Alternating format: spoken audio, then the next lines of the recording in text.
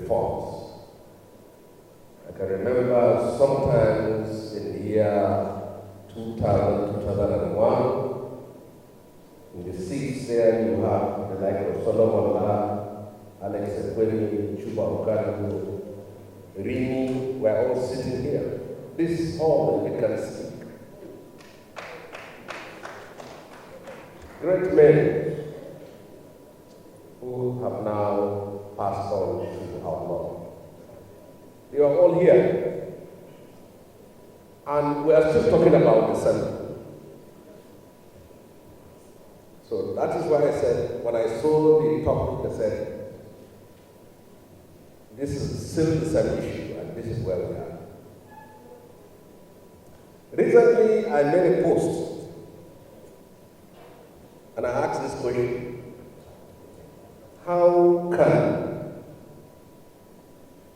you and I win election without pumping in hundreds of millions of naira? That's the question. Because many good people,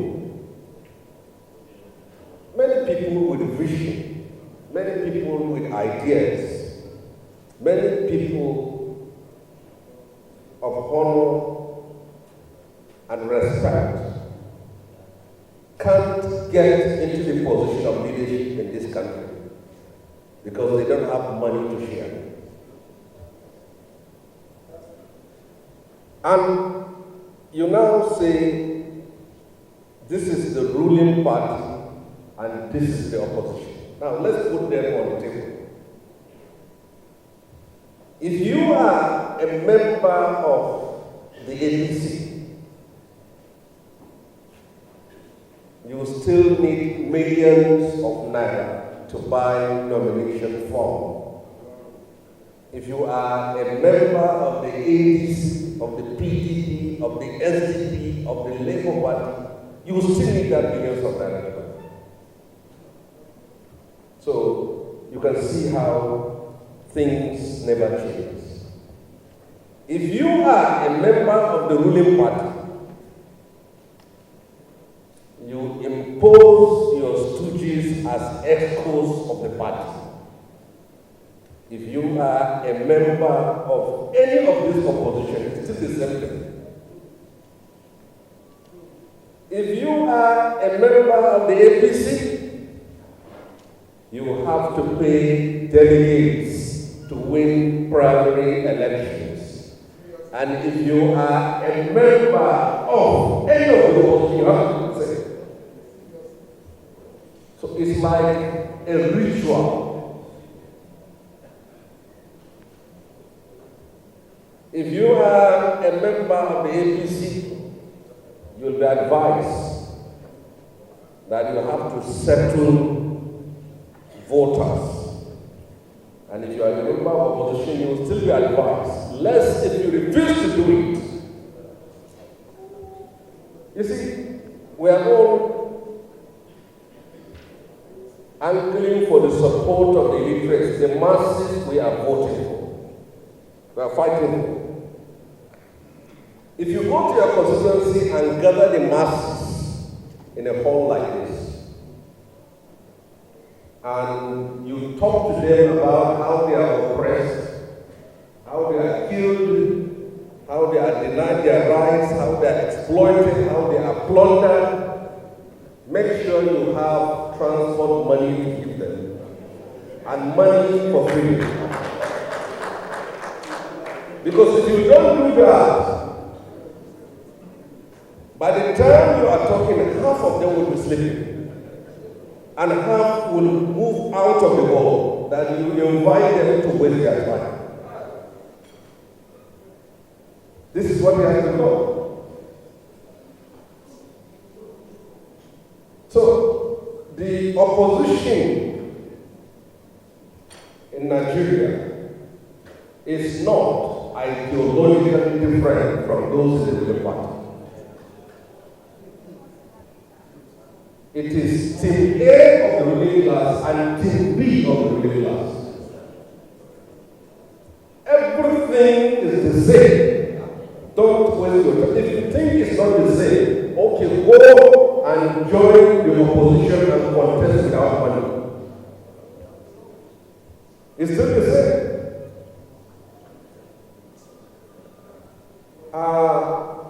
Comrade Amaechi is not here, and I wish he's here, and I would have responded to him.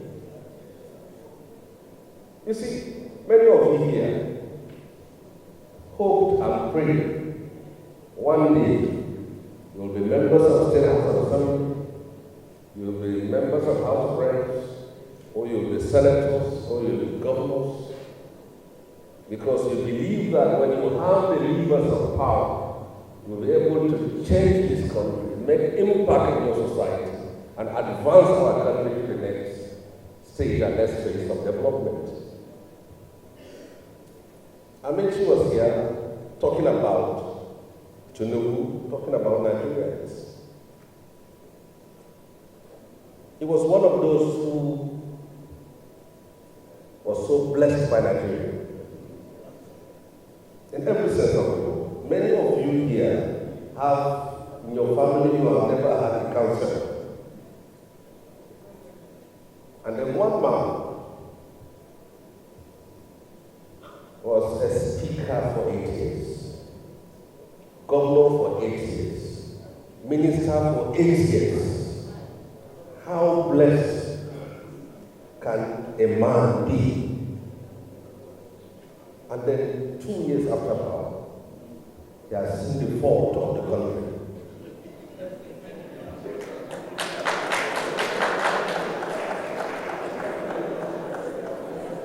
If you can attack the government, can attack the system, you have that innocence and that stainless history of never being in government. You have the right. You have never been a councillor, you have never been a local government chairman, you have never been anything. You are just a Nigerian at the receiving end of the failure of governance. You have the right to speak. But if you can sit down here and say we should not look at the messenger, only the message, you know that one day Tinubu will be out of power and he will stand before you here and talk about the ills of the country. And you should not talk of the messenger here. When people hold position of authority and power and they fail to deliver,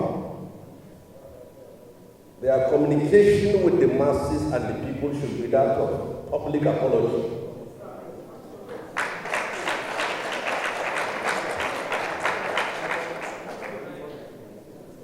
On that note, under the second standard of what I was saying is,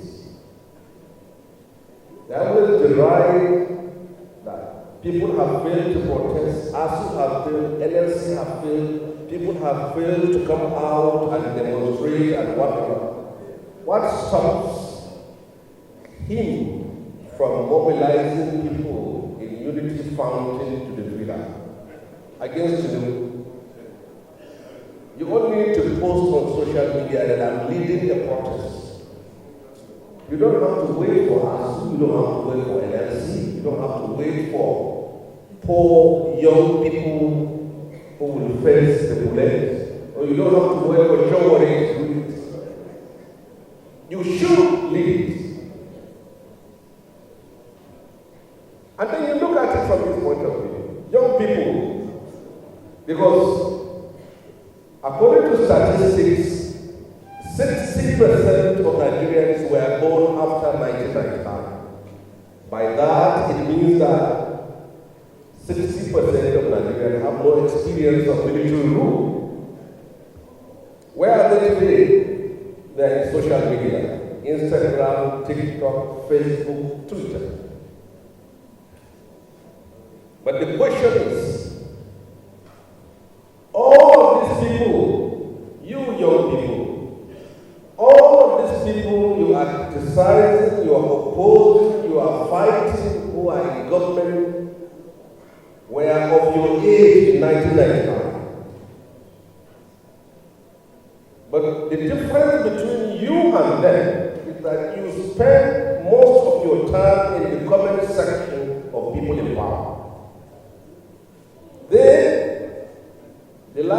Donald Duke in 1999, the like of Uju Zakalu in 1999, the like of Magrefi in 1999 were of the same age with all of you. They had a vision and they had ideas. They struggled through the rigors of politics and captured state power. When they were in power, they were in their 20s and 30s. Today, a 40, a 50-year-old man is mostly on social media. Please, how does it sound? You are 35 years old or 40, protesting to the National Assembly, and your age mate is sent in by the Speaker or House of all Senate President to come and receive your complaints. And it's just very easy. You have to participate. You have to mobilize. You have to win elections. That's the only way you can change your country.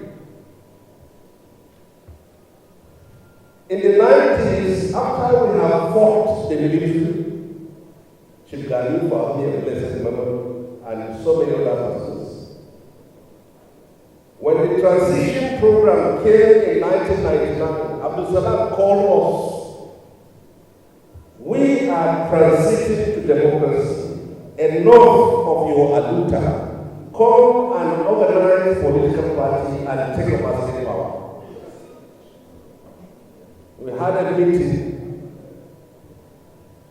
Wale Okuni is there. We said no, that we'll continue to fight. The likes of Tinubu move out of that meeting and say no, that he is not going to fight again. He will join the political party and he will take over Lagos. There was a bitter confrontation between those who want to continue to fight and those who want to join the politics.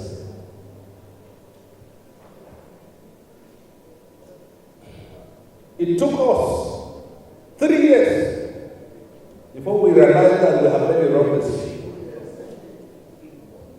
Gani now said he wants to contest. He couldn't make it. Olisa Obama said he wants to contest. He couldn't make it. Falana wanted to be governor. He couldn't make it. People like me tried. We failed. All those fighters, one of those who fought, who said we should continue to do Aluta, is still Aluta, he is the organizer of this country. They said, go back to your state and the state governor. He said, no, revolution will come. He is here. Look at him sitting down here in that meeting. And for me, we have to pretend that we are not what we are before we won the Senate. And when we went there, we found out that we have not changed. They have to move us back to where we were. Distinguished ladies and gentlemen, my last message to each and every one of us. The elections in Nigeria have always been the same. From 1999 to date, each time you have an election, they will say, this will make or break Nigeria. This will make or man Nigeria. This election will destroy Nigeria. This election will mark an end to Nigeria. We are 25 years still going on. The question before us as a country and as a people is, we are not different from any other African country. When I read people on social media, it's the British that brought us together, this and that. All African countries are product of colonial demarcations. We can't continue to complain. And the last point I will make, there is no country that will come and save you from your problems. No, it has never happened. It has never happened. You have to find your solutions to your problems yourselves. Even if the whole of Nigeria is secure, if Chad is not secure, if Nigeria is not secure, if Cameroon is not secure, if Benin Republic is not secure, you will never be secure. Those of us, I feel highly impressed by Adebayo. Adebayo, I don't share some of the things he said, but it's not easy in this country to see a president who is Yoruba and a political leader who is Yoruba standing up to say things the president don't like. We defend our leader who comes from our ethnic group. That's what we do in this country, even if they are wrong. And that's one thing you give to the people of the Southwest. If you see protests under Shonekan, it's led by Yoruba. If you see protests under Obasanjo, it's led by Yoruba. If you see protests under Tinubu, it's more effective in the southwestern part of Nigeria. That is a lesson for us tonight.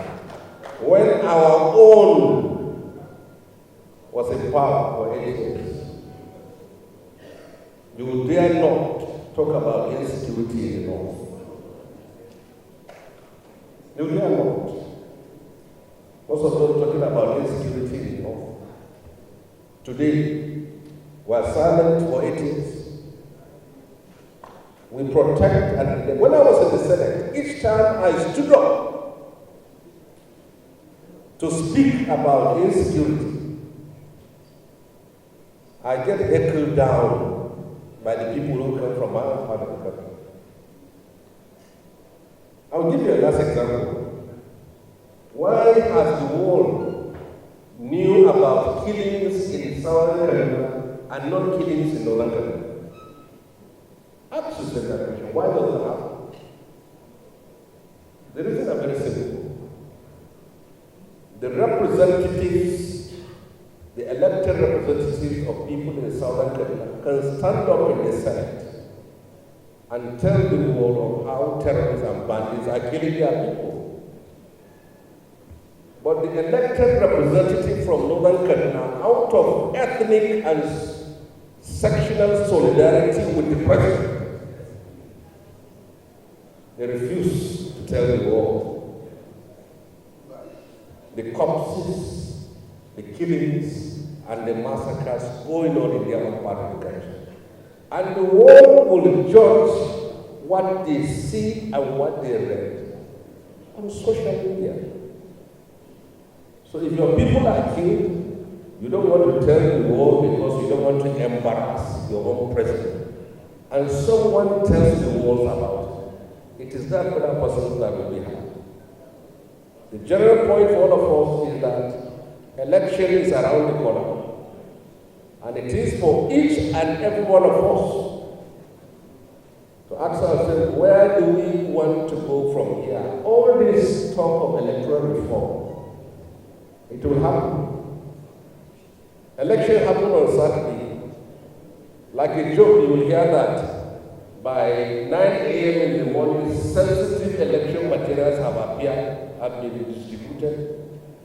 Election will start by 12 o'clock and end in the next 3 to 4 hours.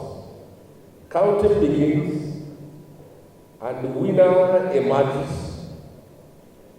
And the election took place with wrappers, spaghetti, rice, soap, shared to people. And the same thing happens. And then we blame vote buying and don't talk about vote selling. And that is where our problem comes in. The people in position of power will continue to maintain their position, continue to win elections, and preside over our affairs, and we will continue to comment on social media, thinking that that will change anything. It will never. Thank you and God bless. Citizens' participation will stop those who don't want reform. Will government give you reform? No. Government will give you reform. Don't wait for NLC. There's no NLC. I hear their members are somewhere here. There is no ASU. There is no NANS. I was a student leader in the 1980s. In the 1980s, there is no student action without NLC. There is no student action without ASU. We usually meet either in Benin, Kano, Kaduna, River State. We go down. Now, if you call NLC for any action, that's when they will know that from north or from south or from east or from west. It's not going to be easy. And please stop electing people and going to complain after.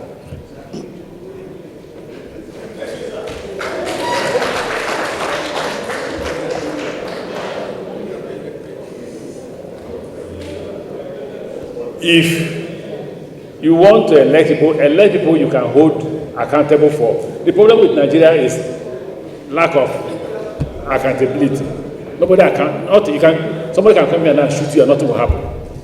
Absolutely nothing will happen. The person who will even be hiding, they will know the person and nothing will happen. It's not a country, it's not that we lack law. What we lack is the rule of law. There are laws, National Assembly, State Assemblies, everybody's passed laws here and there, but nothing is happening. So I will repeat exactly what I said yesterday. If you are waiting for government to make any reform, you are wasting your... Before election, there must be resistance to those who don't want proper election. If you do it after election, you're also wasting your time. We must agree as a people that we must resist just very few Nigerians who are just enriching themselves. They are politicians, they are contractors. You can't be a politician and a contractor. You have to choose one. You can't be the two. So I said Nigerians are hungry. If they are not hungry, I'm hungry. Some people are abusing me. Look at this man, you have been in office for how many years? He says Speaker, Minister, Governor. Okay, there's something to go and steal. No problem, that's not an issue. But whether I'm hungry or not, are Nigerians not hungry? So why are those few people who are supporting the government saying they are not hungry? They are not hungry because they are joining in the stealing. The stealing is beyond what we fought for. So if you continue the way we are going, in the next 3-4 years, we'll gather here again. I gave an example in the last yesterday's session. I said when we were in government, Buhari swore that he will, one legacy he will leave behind is electoral reform, that he will ensure that his government will make sure that votes counted. When the National Assembly brought the bill, some politicians went to him, pushed him beyond his beyond measure, not to sign that law. And he did not sign the law. So there were no electoral reforms. Today, those politicians are on the other side. They are not asking for electoral reform. So the same thing, if tomorrow President Tinubu and his people are defeated in election in 2027 by the action of the citizens, citizens come out and hold them responsible the way they were held in Lagos. After, when the new government is sworn in, they will go across and they'll be shouting for what? Electoral reform. So most Nigerians who speak about this electoral reform is dependent on where their stomach is facing. If their stomach is facing the wrong place, they will want electoral reform. If they are chopping, they will tell you that they were taught in primary school that it is wrong to eat and chop and do what? And talk. So I wish you well. I've told you, this gathering will not be enough. Talking whatever they want to say here is, for me, will not achieve the objective. What will achieve the objective is when we all citizens gather and say, enough is what? Enough. If you don't say it, this is not the person I've been saying it to. And nobody here will say, this man only talks when he's out of government. I was governor when I say, if you don't stone us, if you don't stone politicians, they will continue to steal because the system does not stop them. The only politicians they arrest are politicians who are against the government in power. If you are with government and you're stealing, you will be chopping, nothing will happen. But if you're not in government, you're not supporting government, they will catch you for chopping previously. and that you must vomit it. Unless you say, I support you, it's okay, you can keep what you have stolen. So, citizens' action is necessary. Don't wait for those who say they are one thing or the other. I've said about NLC, I've talked about ASU, I've talked about NAS. They are no longer in existence. They now carry talks. Didn't you watch NAS election? They had talks. They had vehicles.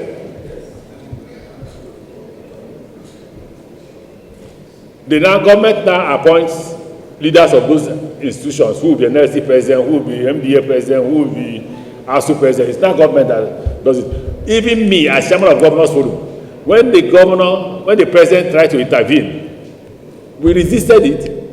We didn't allow him. But I now hear that the chairman of Governors Forum was appointed by the president. So what will governors say? I wish you luck. I thank you for gathering, but the outcome of this discussion will not cause electoral reform. What will cause electoral reform is not only that you should vote, is that you go against those who will stop you from your result being announced. It happened in Lagos. So when you say the president is invisible, he is not invisible. I've worked with him, I know him. When you say the results are already written, they are helping to fuel that conversation so that it won't come out. You get the point? If you come out en masse, nobody will write any result. Nobody will take away the result sheet. Because anybody who takes away the result sheet is probably going to cause confusion for himself. God bless all of you.